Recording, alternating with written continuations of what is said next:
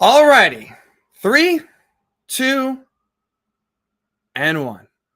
Welcome on in to right now what is I would say bonus coverage, but live coverage right now of the college football playoff. It has been officially revealed, and we now have the 4 teams playing for one national title, one last time in the 4 college football spots. Let's just start here right away. Michigan, number 1. Washington, 2. Texas, 3. Alabama, 4. Committee got it right. The College Football Playoff Committee absolutely got it right. Michigan is in, Washington is in, Texas is in, and Alabama is in. First, let's start off with right now the team that is left out. I think the most shocking, Florida State. You go 13-0, you win every single game you play, and you are on the outside looking in. Number one thing, Florida State fans, you should direct your anger towards is not the committee, is not your own team, not the injuries. It's the overall system. Blame the 4-team college football system that puts your team in a situation where you can win every single game and still not make the college football playoff. It is ridiculous. It's flat out stupid. It's something I think we can all agree on. I've been anti-Florida State all year, but even I will give you this. It is flat out stupid and ridiculous for the fact that we now have a boardroom deciding who should be competing for a national title, not the teams on the field. So while I think I got it right, out of principle, it does suck that we now have a situation where a team that can win all their games is not competing for a national championship. No other sport on this in this great country has that system where you can take care of business and still not get a chance to win a championship in your respective sport. College football is the only one. Thankfully, this is the last year of the college football playoff when it comes to 4 teams and 4 teams only. But at the end of the day, the committee got it right. Florida State is absolutely deserving of being on the outside looking in because it's not just the fact they have a backup quarterback.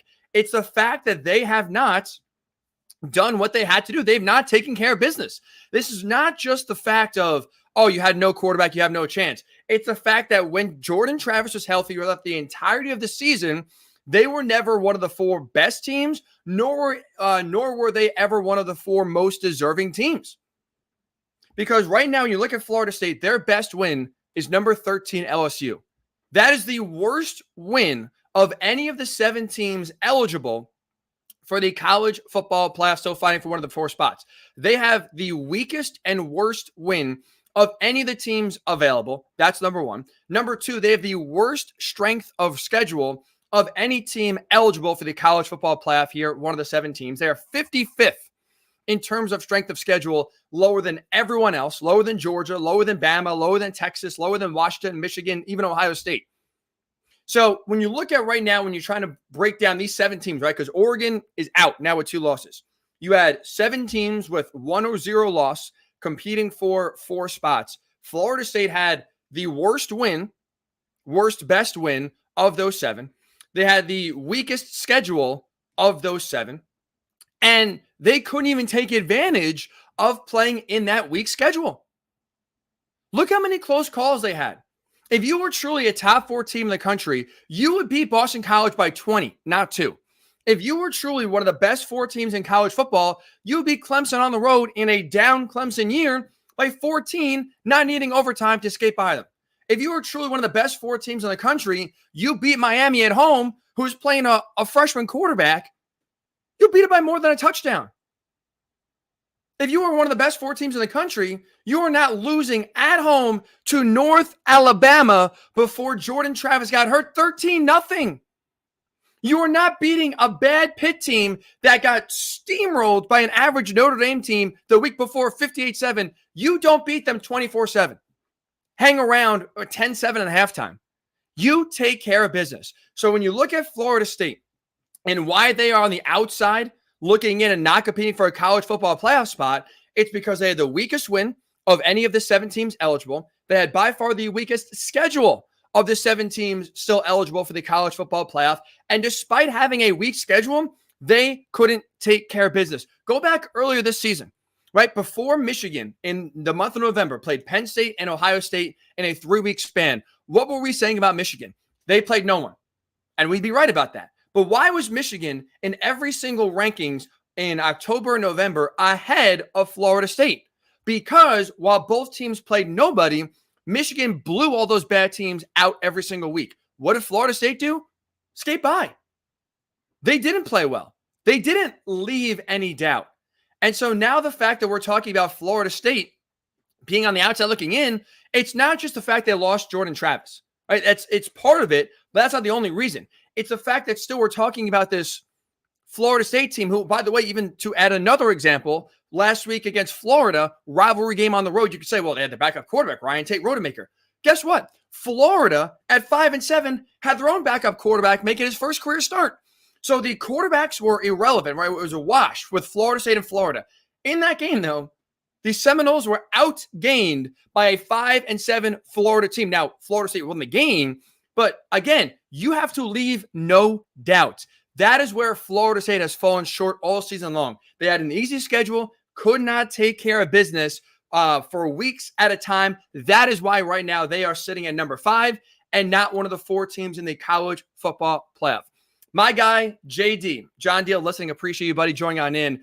So he is making the case against Alabama. I think Alabama was rightfully included in the college football playoff. They're here at number 4. What John is mentioning is the fact that Alabama needed a 4th and 31 miracle play against Auburn to even just get to this point where they could still be alive with one loss and almost lost to a team that lost to New Mexico State. Fair point. Few things here. Number 1, it is college football, right? We are talking about 18 and 22-year-old kids here where anything is unpredictable. I am someone who affords a hiccup, can overlook a bump in the road if you have the resume, if you have the schedule to back that up. That, to me, is what Alabama has. You just beat the number 1 team in the country. 29-game winner in a row in Georgia. Season over. Win streak started with their loss to Alabama 2 years ago in this same game, and it ended to Alabama, same game 2 years later. The Crimson Tide, number 1, deserve credit for getting the best win of the season. Them beating Georgia by far is the best win of anyone. They got the best win on the season. They have also wins against Ole Miss. They have also wins against LSU, who, again, if you look at resume, look at Alabama here. It's Alabama versus Florida State, right? Bama, yes, has a loss. But they also have, for Florida State, their best win is LSU. Bama has 2 wins that are better than that in Ole Miss and also against, right now, Georgia.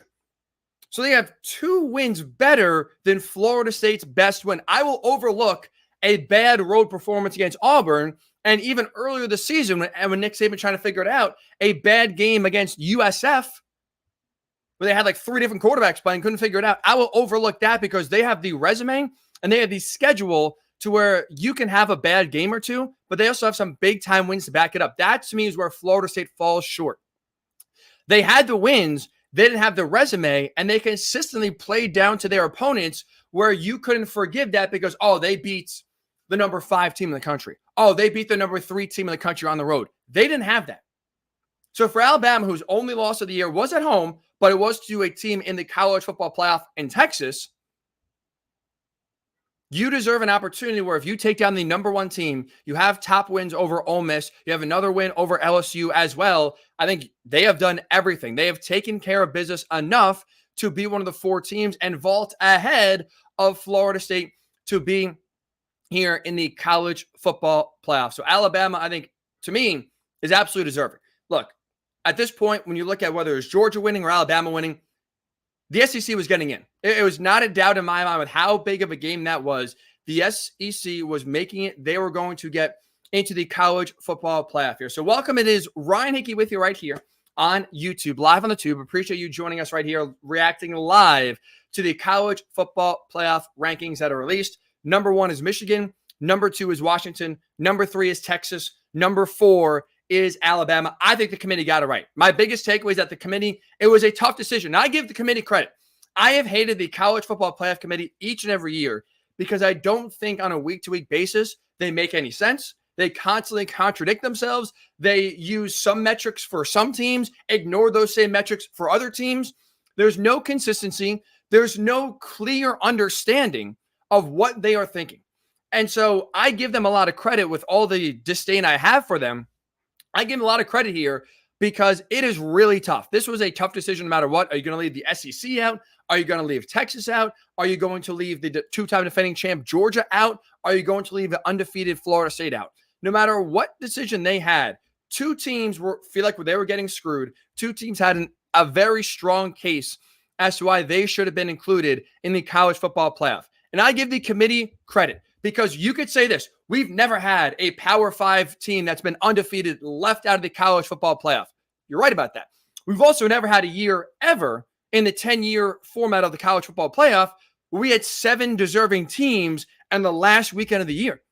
And by this point, maybe we're debating one spot between two teams. We've never had, going into conference championship weekend, 7 teams realistically alive and 7 teams capable of making a case as to why they should be one of the 4 teams included in the college football playoff. So either way, you've had, or the committee was forced, I should say, to make a really tough decision. And I think they made the decision that was tough, but also right when it comes to now which teams are in and which teams are out. Speaking of which, who got screwed the most? Which team and which fan base right now do you think is truly feeling the most upset? I mean, it's obvious, but it is Florida State. Again, you go 13-0. You have yourself to blame as to why you couldn't take care of business earlier this season against an easy schedule, and you constantly come up short. You constantly are playing down to your level of competition. But you have yourself to blame in that situation where when you don't take care of business early, when you are constantly playing down to Boston College and Clemson and Pitt and Miami, you deserve then to have that come back to bite you later in the season. I know Mike Norvell was, if you watch the college football playoffs, I mean, it was really a pregame show with how much lead up they had to the rankings being revealed, but he basically said like that there's nothing, it's not even really a case for Florida State is why they should be in. You saw it at the end of the day, those wins, but close wins earlier in the year where they didn't leave any doubt, I should say. That's why they right now are on the outside looking in. It's not Jordan Travis's injury alone. It's the fact that right now they play down to their level of competition week after week after week and don't have any big time wins on top of it. Now, let's also get to Georgia here. We have never seen in the college football playoff era a team going into the final weekend of the season ranked number 1 and miss the playoff. We've seen teams lose at times and still be included there at number 4 or number 3. We've never seen a team at number 1 going to the final weekend of the year miss the college football playoff completely, and it's deservingly so. Georgia did not get screwed here. I think sitting there at 6 is rightfully so. They couldn't take care of business. And yes, it sucks that the 2-time defending champ can't go for a three-peat, can't defend their title in the playoff. But that's this year. You got to take care of business. And despite the fact that, again, you were 12-0 in the SEC, this year was not a dominant SEC year. This was not a conference year where it was a true gauntlet like we have seen before. It was a weaker conference. I think everyone, for the most part, would agree this was a down year for the SEC. For the first 2 months, Georgia's schedule was very weak. And sort of like Florida State, early in the year, they were struggling at home against South Carolina, down 14-3. In a close game on the road at Auburn late in September. Again, those results, even though you win those games, come back to bite you when you're talking about whether it's the 4 deserving or the 4 best. It's kind of a mix of both here in terms of coming to the 4 best teams in the college football playoff. Those metrics and those wins, I should say, those performances do come back to bite you. Where if you're Georgia, yes, you still have a top 10 win on your resume in Ole Miss and just blew them out of the water. But Ole Miss being your best win is not enough to overcome an Alabama loss, which, by the way, they didn't look too good either. It wasn't like it was a true instant classic game. Alabama took it to them. Offensively, defensively, Carson Beck did not look very good either. Like, Georgia saved the worst time to have their worst game in really 2 years, really since the SEC title game 2 years ago. And I'm shocked because I really thought Kirby Smart getting his revenge on Nick Saban 2 years ago, beating him in the national title game, would have taken the biggest factor Alabama has, I think, over everyone else in college football is intimidation. When you look over, if you're an opposing coach, and if you look over and if you're an opposing player and you see Nick Saban on there on the other sideline, stewing, so that Alabama team, always buttoned up, always ready to play, fundamentally sound, it's intimidating. And I do think a lot of games are lost when you play Alabama from that intimidation factor. And I really thought Kirby Smart, at least when he won that game 2 years ago, that intimidation factor for Alabama and Nick Saban was gone. And now it's just another opponent for Georgia. But we saw it pop up again yesterday in Atlanta. That team in Georgia was rattled. They looked intimidated. They played scared at times. Carson Beck did not look very good. Georgia's defensive line, that's been tremendous for most of the season, got pushed around and owned by an Alabama offensive line that has been a work in progress. That's had some stumps and some struggles here early on in the season. And they just got physically owned. I think mentally owned as well with some of these small penalties and stupid decisions by Georgia coming back to bite them. This was a game where it almost looked like the national title game 2 years ago was irrelevant. That it was completely forgotten about. That Kirby Smart's still in a big game there was making some very questionable decisions. And this did not look like the two-time reigning champs that were full of confidence and thought no one in the world can beat them. Got to give Alabama a lot of credit. And by the way here, let's speak on Bama. Let's touch on Bama because I think they deserve a lot of credit. Alabama may have been one of the biggest misses I've ever had in my college football watching life. Going into the season, I think they were ranked preseason 6. I thought they were the most overrated team in the country. I was not high in Alabama. They had no quarterback situation that was settled whatsoever. Jalen Milroe was a starter, but then you have Nick Saban going after spring practice, going and getting Tyler Buckner from Notre Dame to come on down. That to me signaled, well, they don't have any confidence right now in their quarterback room whatsoever. And so you have quarterback questions. You have wide receiver questions. You have the two most impactful guys on your offense and defense last year in Bryce Young and Will Anderson going in the top 3 picks in the draft. And I didn't think they had much behind those two guys to replace them, to come on in and not skip a beat.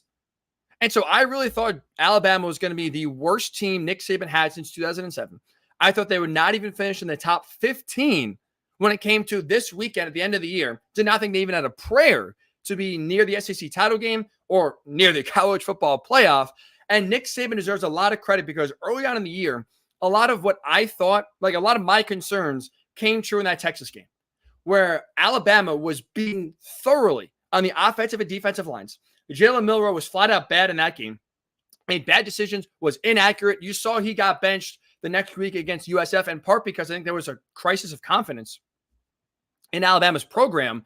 But Nick Saban, I think, this year has been the best coaching year for Nick Saban in his college football coaching career.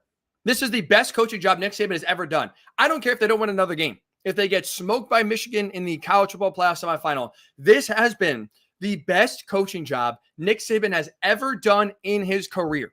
Because you take a team right now with no quarterback stability whatsoever going to the season, losing 2 of your biggest contributors to the draft in Will Anderson Jr. and Bryce Young, and having no one right now capable of replacing their shoes and keep the Alabama machine going. Having a team that got out of the stumbling blocks badly to start the season where you lose at home to Texas, you get pushed around at your own game. You have a situation where Quinn Ewers at Texas, the kings of coming up short in big moments, going into your house and beating you thoroughly, physically and mentally, fundamentally, beat you down.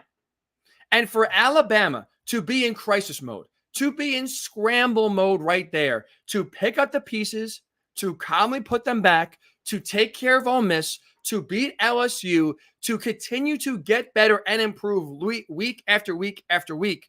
This has been by far the greatest coaching job Nick Saban has ever done, to where you go into the SEC title game and outplay the best team in college football for the last 3 years. You outplay them. And you really leave no doubt in that game as well because you were winning the entire time. And even when Georgia scored late in that game to make it a 3-point game, you take care of business, you shut the door, game over. They've been tremendous. And you see the growth, too, and development of Jalen Milroe. I think easily this year, Jalen Milroe is the most improved player in college football. From what we saw really week number 2 against Texas to what we saw even yesterday against Georgia. Finding ways to win, his maturity, his decision-making, his pocket awareness. It's all improved exponentially throughout the course of the season, and he deserves so much credit, along with Tommy Rees, along with Saban as well here, for making those jumps, getting those steady improvements, getting a little bit better each and every day, where Alabama truly built themselves up for this moment. It's easy to say, Oh, just play your best football in November. I mean, I could sit here and tell you that every single week. How do you actually do it, though? Nick Saban, his credit, was able to do it, was able to get the most out of his players, was without Jason McClellan on Saturday as well, your best running back, still found a way to run the ball down Georgia's throat, no problem. Again, you win the line of scrimmage. And by the way, Alabama had offensive line questions and still pushed around one of the most dominant defensive lines we've seen in college football this year.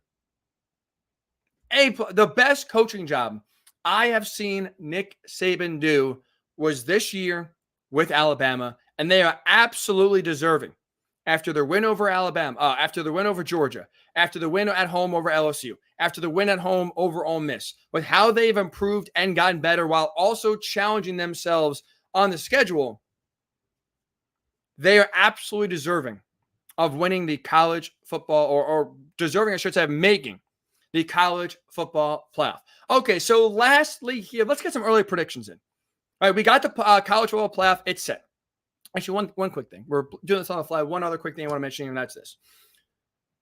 Anyone arguing that Georgia should have been in, and Kirby Smart was doing this after the game, anyone arguing that Georgia should have been in based on what they've done, not this year, but what they've done in 2022 and 2021, is totally missing the point of what these college football playoff rankings are about. This is not a legacy award. This is not a lifetime achievement award. These rankings are only about what you've done this year and this year only. That's it. Period. Stop. It is only about what you accomplished this year and this year only. So I don't care that Georgia won 29 games in a row. I don't care that Stetson Bennett was great in the last 2 national title games. What matters is how you play this year and this year only. Georgia should not get the benefit of the doubt and still make the playoff because, they won a ton of games in 2021 and 2022. That's not how it works. These rankings are about what you do this year and this year only. That's it. And that is why Georgia was rightfully so left out of the college football playoff and dropped from number 1 to number 6 because of how they played this season. And this season only is what matters. And we heard it yesterday from Kirby Smart. We heard it last year when Nick Saban was trying to make a push and pounding the table for 2 loss at the time, Alabama, to be included in the college football playoff. When your argument as to why your team should make the playoff has to do with recruiting rankings, has to do with NFL scouts, has to do with what you've done in years past and highlighting the teams you lose to, that tells me everything I need to know if you actually don't have a real case as to why you were one of the 4 best teams because you didn't prove it on the field. If you are looking at everything else outside of results as to why you should be included, if you are going back to talk about history, if you were talking about previous wins in previous years, if you're talking about, talk to the scouts. I mean, call up NFL gyms and ask them, is Georgia one of the 4 best teams? If we were just doing it based on recruiting rankings, we would not play a game this year. There'd be no reason to play games on the field. You play the games on the field to decide who's the best. And so we heard it from Kirby Smart on Saturday night after the SEC title game was over. We heard it from Nick Saban last year when Alabama was rightfully so left out of the playoff. When your arguments are not about wins and losses on the field, but about recruiting rankings, but about what scouts say, your argument is dead. And you are not a college football playoff team. And I give the committee credit for making a very tough decision and leaving the 2-time reigning champs out of the playoff and not having them go for a 3-peat here. I think the committee made absolutely the right call. So let's get some predictions here. Michigan 1, Washington 2, Texas 3, Bama 4. Who is winning the title? All right, Michigan, Alabama. Look, I'll be honest. I think Bama's winning. This feels like a year sort of like 2017, where Alabama sneaks into the playoff there at number 4 and wins it all. Now, I'm not saying Alabama, that's not my pick to win, but this feels like when they got into the playoff, they faced number 1 Clemson with Kelly Bryant that year. And there was talk of, is Alabama really that good? I don't know. Should they be in? They barely sneaked their way in at number 4, kicked the crap out of Clemson. Move on. That's when, the door opened up for Tua to come in at halftime and save them against Georgia. I think Alabama beats Michigan. I don't like the way Michigan has played in the college football playoff the last 2 years. I trust absolutely Nick Saban to have this roster ready to go, even though the game is going to be all the way out west of the Rose Bowl. Bama fans will travel, and that's going to be a game where I trust the better coach in Nick Saban. Even though the rosters, you could argue Michigan's a little bit more talented roster-wise, I trust right now Alabama. I can't say how you don't. That's going to be, I think, a very popular pick, Bama over Michigan.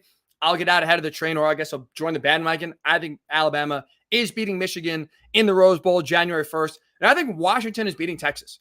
Washington showed you on Friday night they are a legitimate national title contender because they are a team that could beat you in any way. Like, if you look at right now, right, what it takes to win a national title, you got to be tough in the trenches. You got to have multiple ways to win. You got to be clutch. You got to be fearless.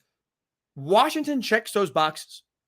Look at how they beat Oregon. Oregon, while being in the Pac-12, is built like an SEC team. With Dan Lanning coming over, they recruit like an SEC team. They are big up front. They are physical in the offensive and defensive lines. They try, number one, to beat you with physicality.